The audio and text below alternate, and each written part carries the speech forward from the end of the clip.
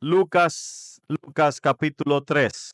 Vamos a leer el verso del 15 al 22, pero tengan todo el capítulo 3 abierto porque vamos a estar analizando ese capítulo y viendo lo que nos trae Lucas en ese texto.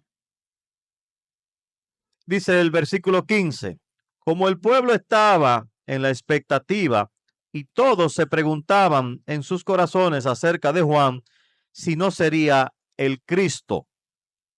Juan respondió diciendo a todos, yo os bautizo con agua, pero viene el que es más poderoso que yo, a quien no soy digno de desatar la correa de sus sandalias. Él os bautizará con el Espíritu Santo y fuego.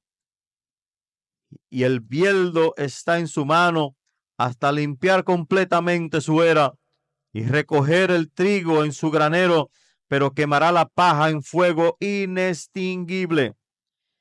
Y también con muchas otras exhortaciones, Juan anunciaba las buenas nuevas al pueblo. Pero Herodes, el tetrarca, siendo reprendido por él por causa de Herodías, mujer de su hermano, por todas las maldades que Herodes había hecho, añadió además a todas ellas esta, que encerró a Juan en la cárcel. Y aconteció que cuando todo el pueblo era bautizado, Jesús también fue bautizado, y mientras él oraba, el cielo se abrió y el Espíritu Santo descendió sobre él en forma corporal como una paloma.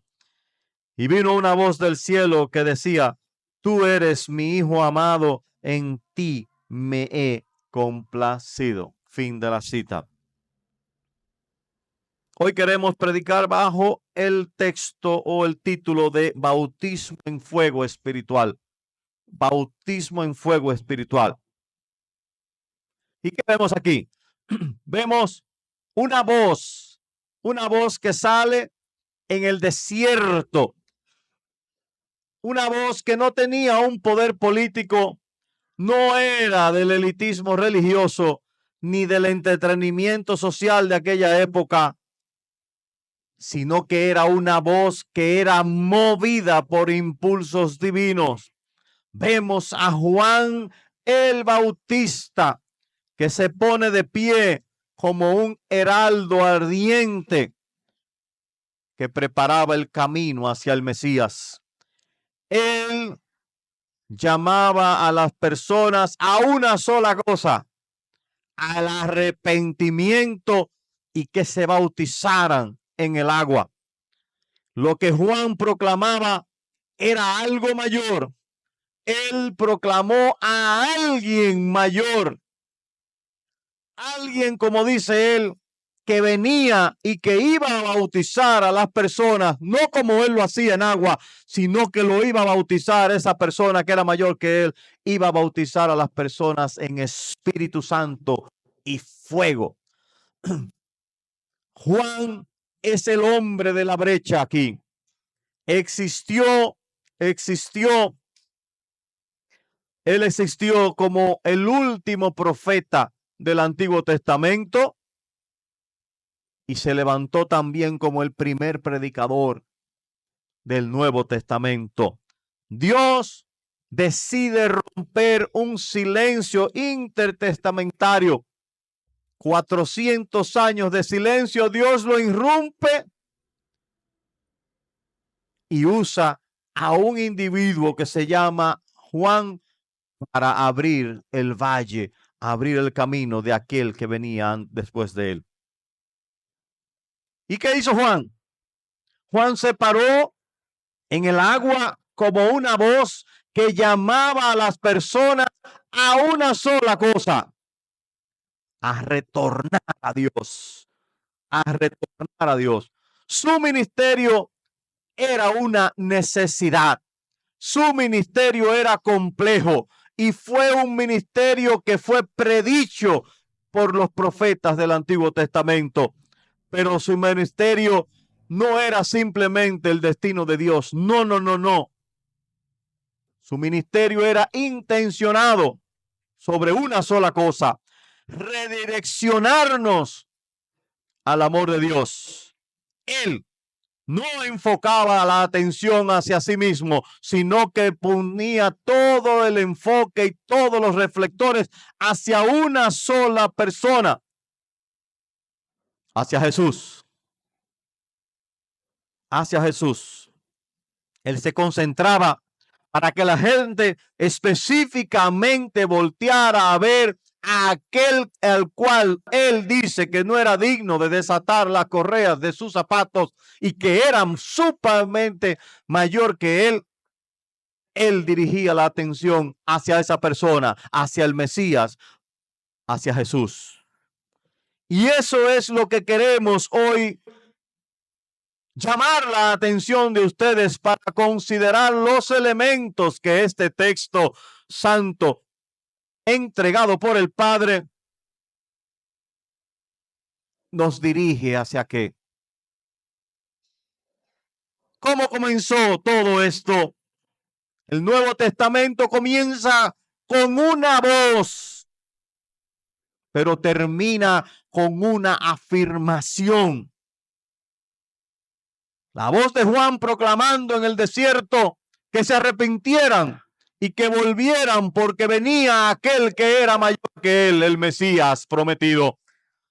Pero luego viene una afirmación en este texto, la afirmación desde el cielo por el Padre Celestial diciendo claramente: este es mi Hijo amado en quien me complazco. Ese es quien viene a salvarte. Por eso comienza con una voz, termina con una afirmación. Y la pregunta que queremos hacerle al texto hoy es la siguiente.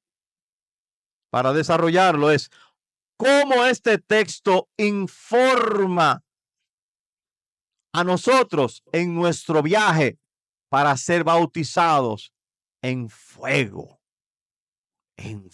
espiritual? Vuelvo y digo la pregunta: ¿cómo informa este texto en nuestro viaje para ser bautizado con el fuego espiritual? Deben de saber que este pasaje es más que un relato histórico. No es nada más un relato histórico, hermanos. Este texto es un mensaje transformador aún para nosotros hoy día. El ministerio de Juan revela la necesidad de una sola cosa: el arrepentimiento, y lo hace bajo la promesa de que venía un fuego espiritual y bajo la afirmación de dar la identidad de aquel que sería llamado el Cristo o el Mesías. Vamos a ver estas realidades que nos desafían a examinar nuestros corazones hoy día de la resurrección de Cristo. ¿Y por qué debemos de examinar nuestros corazones? Para abrazar la obra refinadora de Dios y caminar delante de Él con el poder del Espíritu Santo y fuego. Y lo primero que vemos aquí es que este caminar comienza con un principio. ¿Y cuál es ese principio? El llamado al arrepentimiento. Vamos al verso 1 al 4. ¿Qué dice el verso 1 al 4 del capítulo 3? En el año 15 del imperio de Tiberio César, siendo Poncio Pilato gobernador de Judea y Herodes tetrarca de Galilea, y su hermano Felipe tetrarca de la región de Ituria y Traconite, y Lisanias tetrarca de Abilinia. Durante el sumo sacerdocio de Anás y Caifás, vino la palabra de Dios a Juan, hijo de Zacarías, en el desierto. Y él fue por toda la región contigua al Jordán, predicando un bautismo de arrepentimiento para el perdón de los pecados. Y como está escrito en el libro de la palabra del profeta Isaías: voz del que clama en el desierto, preparad el camino del Señor, haced derechas sus sendas. Todo valle será rellenado, a todo monte y collado rebajado. lo torcido se hará recto y las sendas ásperas se volverán caminos llanos.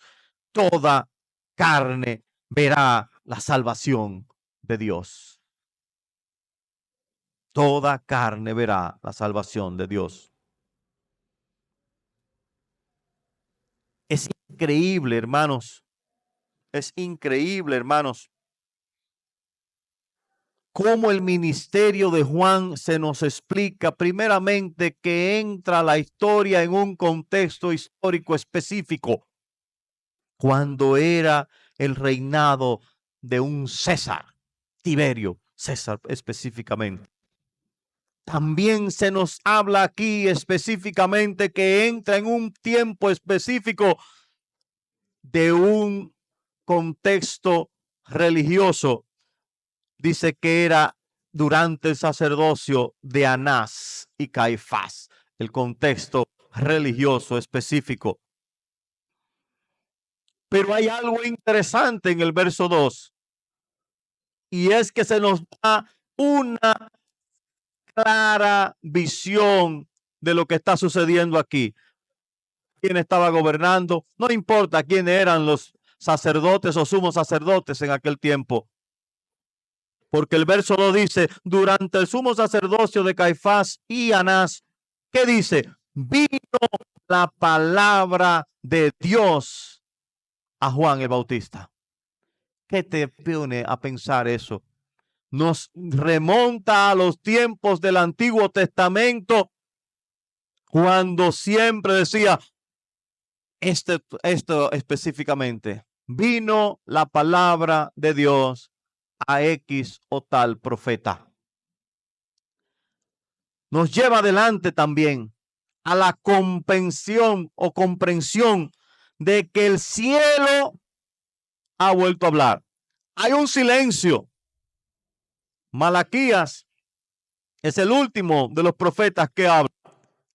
Cada libro profético comienza con esa expresión, vino la palabra de Dios. Hay un silencio, pero Dios vuelve a hablar otra vez a Juan.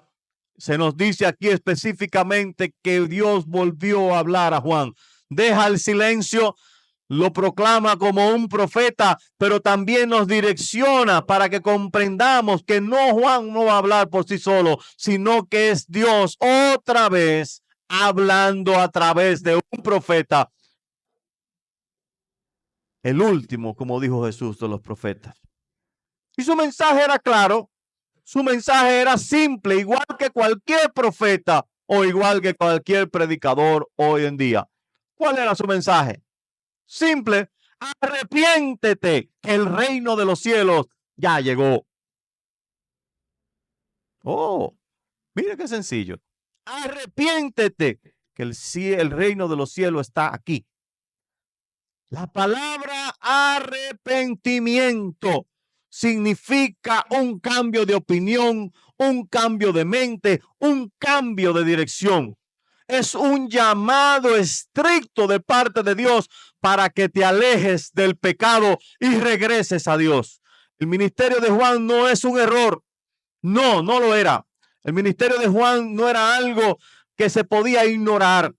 Juan no era un hereje nacido fuera de tiempo. No, Juan no estaba desperdiciando el tiempo de los demás. No, la palabra de Dios vino a Juan y Juan habla desde un foro profético para abrir el camino que tenía que llevar al Mesías. Y las escrituras nos proporcionan la descripción del trabajo de él a través del profeta Isaías. Y dice el verso 7 y 8 del capítulo 3.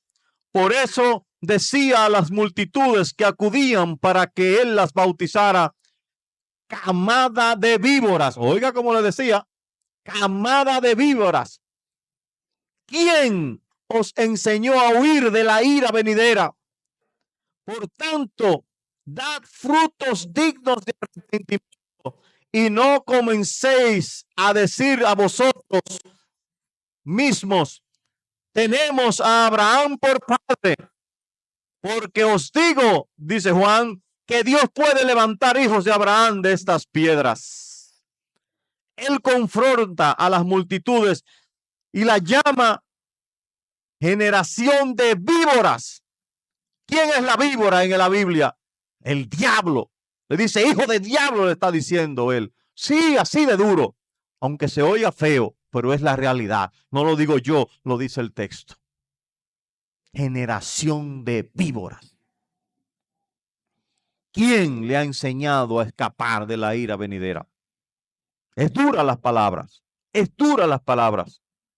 Él lo confronta, porque ellos decían orgullosamente, yo soy nieto o descendiente directo de Abraham. Y él le dice, no te preocupes, eso no te garantiza tu salvación. Dios puede levantar piedras y hacer formar de la piedra, pues del cielo o del suelo. Dios formó a un hombre, a Adán. No podía agarrar una piedra y formar otro hombre. Claro que lo podía hacer. Y lo que le está diciendo es que la dependencia de su ascendencia o herencia consanguínea con Abraham no podía salvarte, solo la fe. Pero te diré algo que nos aplica a nosotros hoy en día. No importa cuál es tu relación con Abraham.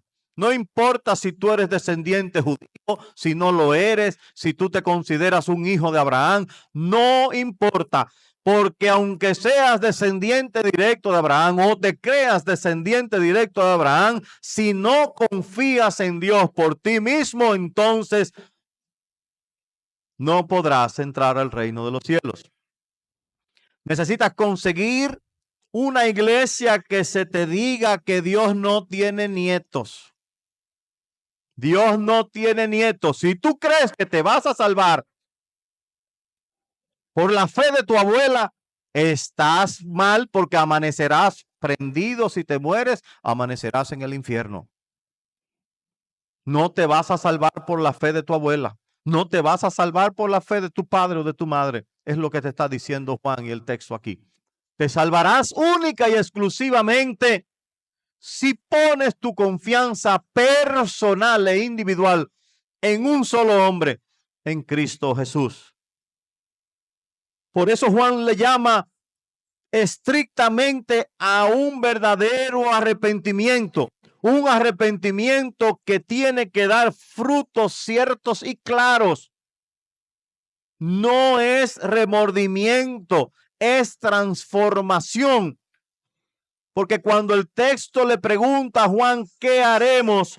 Juan le dice instrucciones específicas. Y esas instrucciones específicas son claras y prácticas. Mírelo conmigo en el verso 10 al verso 14. Dice, y las multitudes le preguntaban diciendo, ¿qué pues haremos?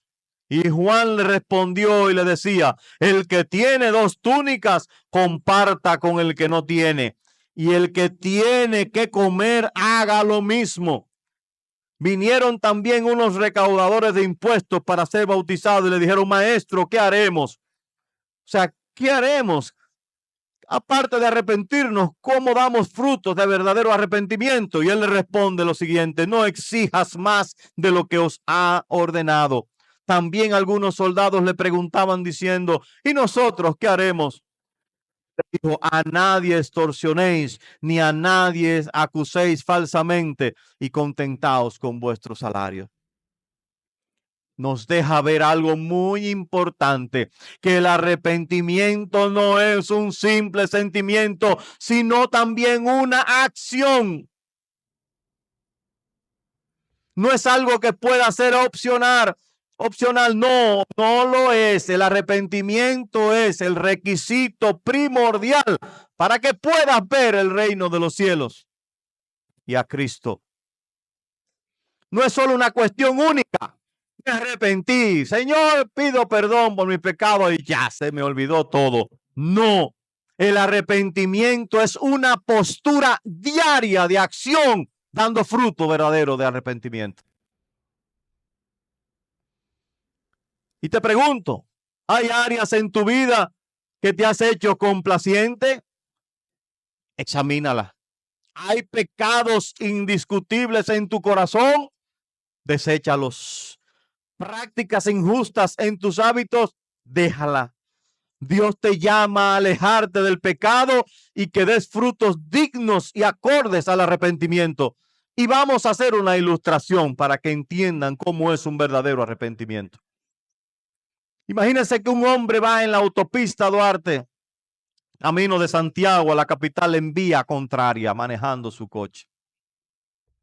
Y un policía lo para y le diga, mire, te vas en esa dirección y te diriges al desastre, porque si sigues en vía contraria vas a chocar y vas a causar un desastre para ti y para otros.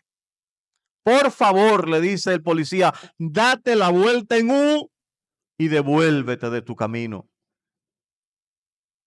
El hombre le dice al policía, mire, yo le creo, perdóname, yo te creo. Pero una vez el policía da la vuelta, él enciende su vehículo y sigue en vía contraria, en la dirección equivocada. Esto es un falso arrepentimiento.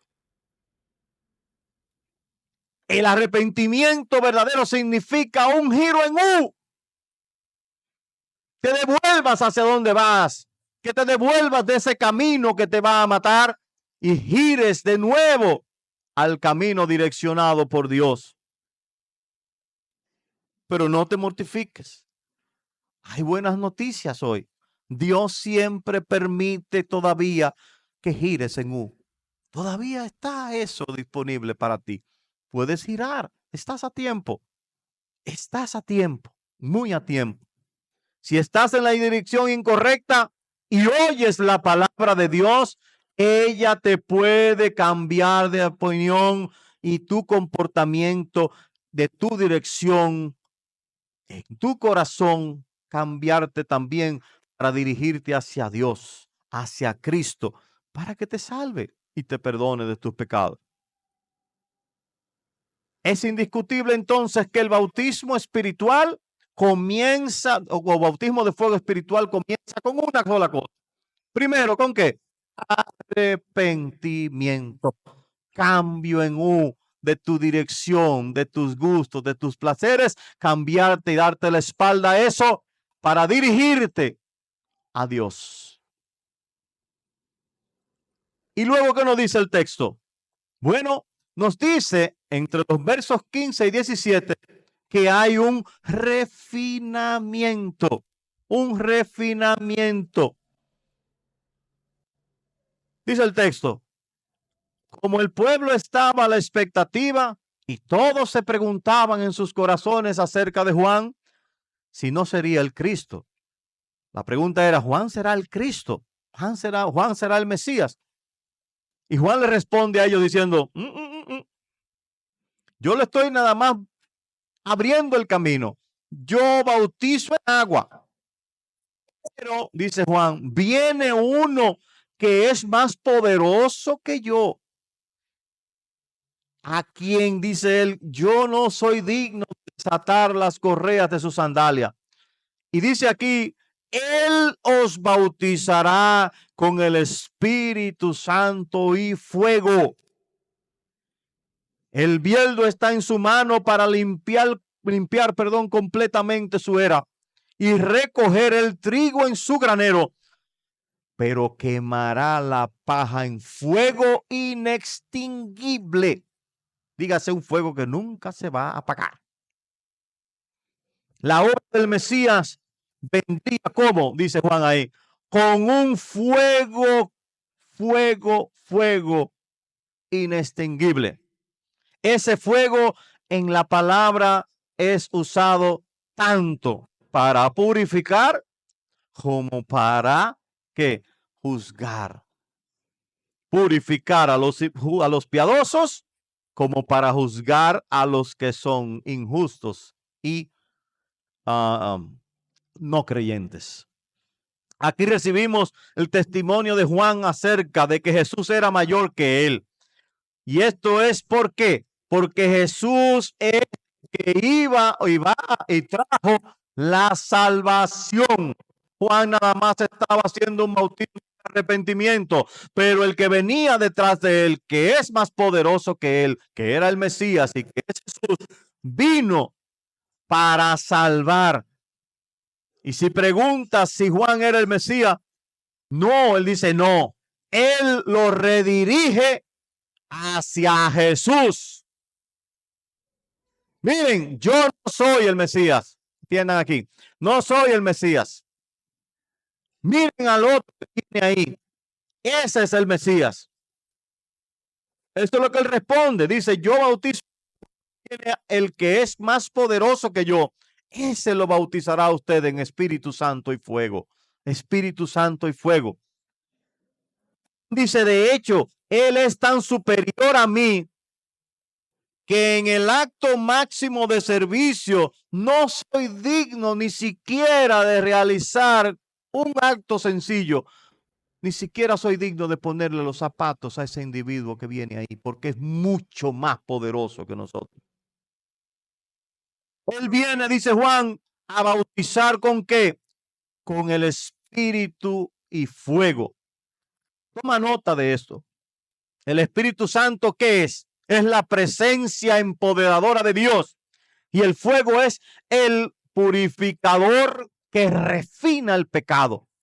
Pero también el fuego es de juicio, que consume lo que no vale la pena, que quema al malo o el mal cultivo severamente.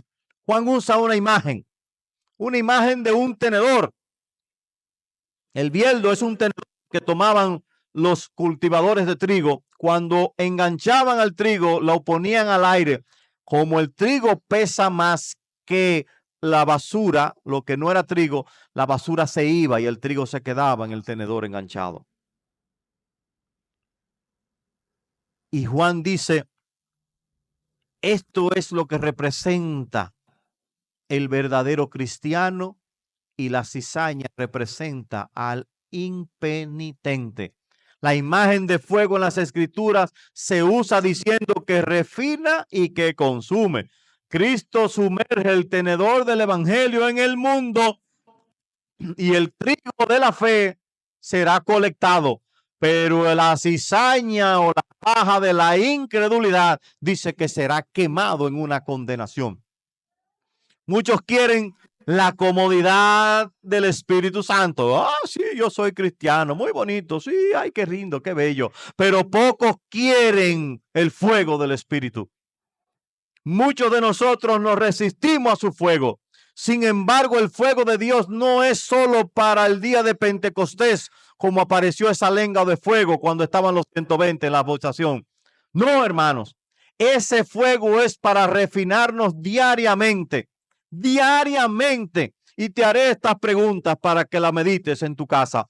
¿Estás abierto diariamente a la palabra purificadora? Busca su poder para dar testimonio. Ese fuego divino de Dios ha quemado lo malo de tu corazón, ha aumentado esa temperatura ardiente en tu vida. Sientes el poder quemante y ardiente de Dios cambiándote y acercando día a día más a la imagen de Cristo. Recuerda algo, que ese mismo fuego de Pentecostés está disponible hoy para dos cosas. Una, para refinarte. Otra, para condenarte. O te refinas por el fuego y te alineas a la voluntad de Dios, o dice aquí la Escritura, o te condenas en un fuego y una llama que nunca se apagará. La imagen que usa Juan aquí es de como un herrero que calienta el fuego para moldear y pulir que el metal. Este metal nunca se queja del herrero. Oh, qué maravilla. El herrero mete la barra de hierro, el metal caliente, y ese hierro no le dice, no, mira, está muy caliente, no me hagas una espada, no me hagas un hierro, no me hagas una paleta, no me hagas lo que sea. No, el hierro no le dice nada de eso. El hierro simplemente deja que se moldee a la forma que el herrero quiere darle. Entonces le pregunto a ustedes jóvenes también, ¿se descubre el fuego ardiente y te dejas moldear por las manos del herrero que es Dios? Dios quiere moldearte a tu voluntad. Solo Dios puede, a través de su fuego, hacerte semejante a Cristo. ¿Le permitirás o te quejarás del fuego? Juan aquí plantea la realidad de que el Mesías nos empuja adelante en el viaje para que seamos bautizados por un fuego espiritual, hermanos. Él comienza con un cambio de dirección.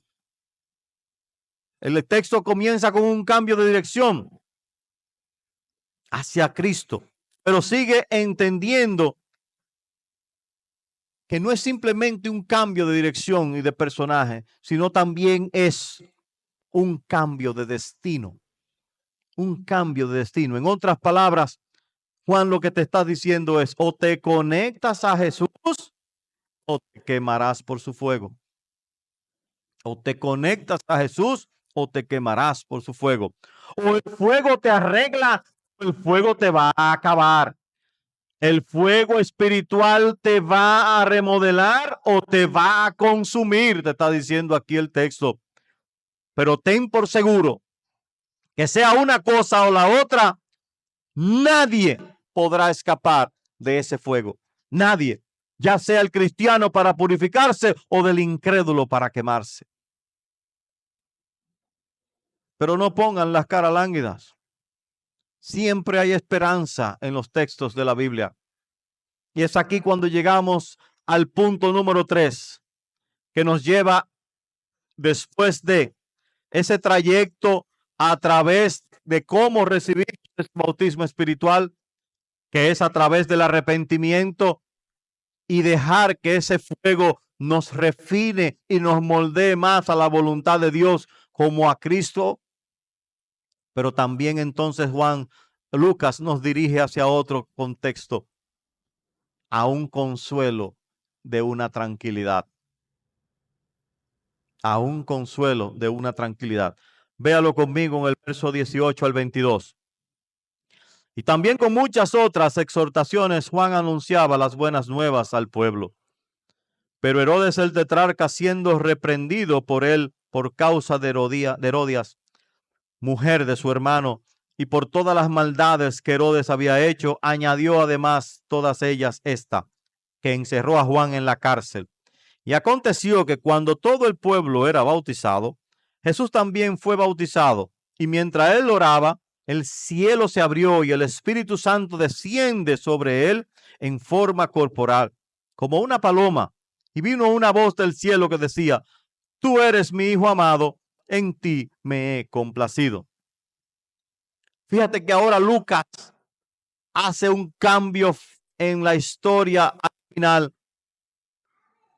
Resume varias escenas. Primero vemos el ministerio de Juan, que comienza llamando al pueblo a un arrepentimiento.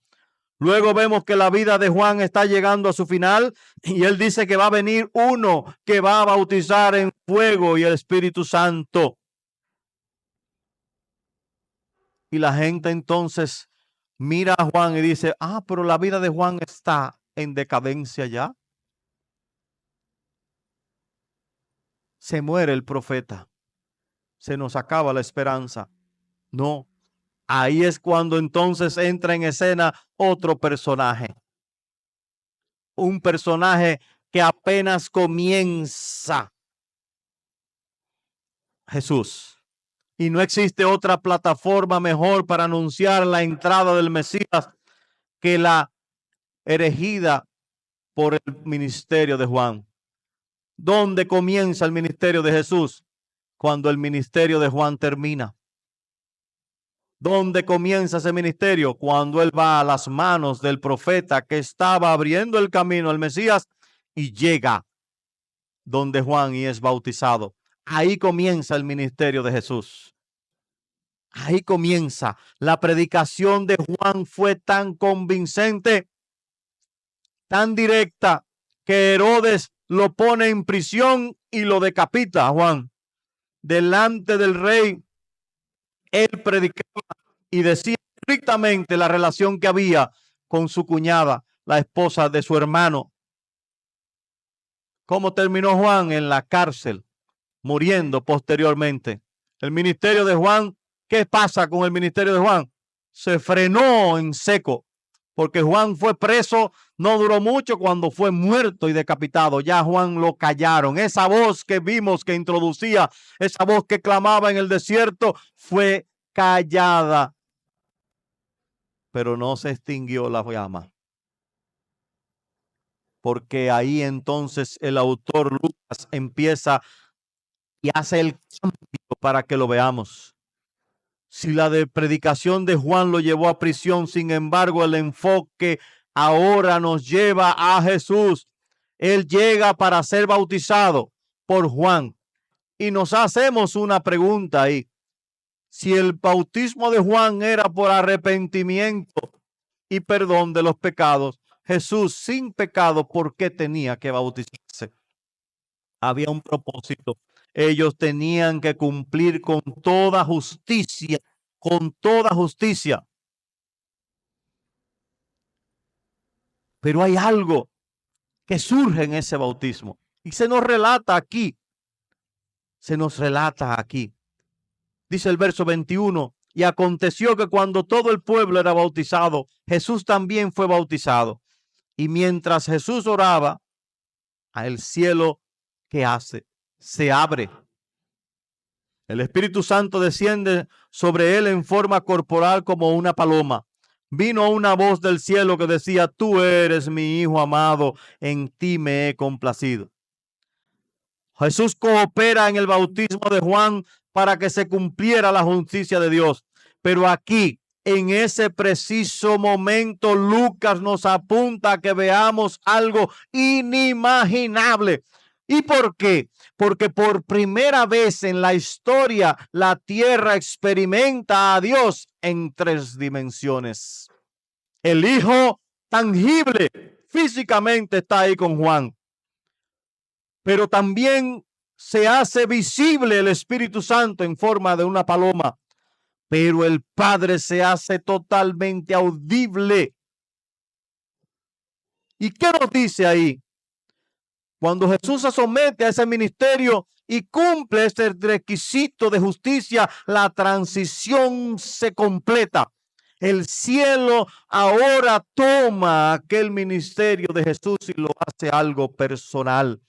El Padre enciende el altavoz celestial y deja salir una voz audible por primera vez en la historia de la palabra. Porque en el Antiguo Testamento quien hablaba siempre era ¿quién? El ángel de Jehová, una personificación antitestamentaria de Cristo. El Padre nunca había hablado, por lo menos que nosotros o los presentes lo oyeran. Pero ahora el Padre enciende el altavoz celestial y deja salir una voz audible. ¿Y qué hace Él? Certifica una sola cosa: nuestra vida. He ahí mi Hijo amado. Es ahí en quien yo me complazco. Juan lo que hace es, como un espectador, oír esa voz del cielo donde el Padre señala a Juan a quién era que él estaba bautizando.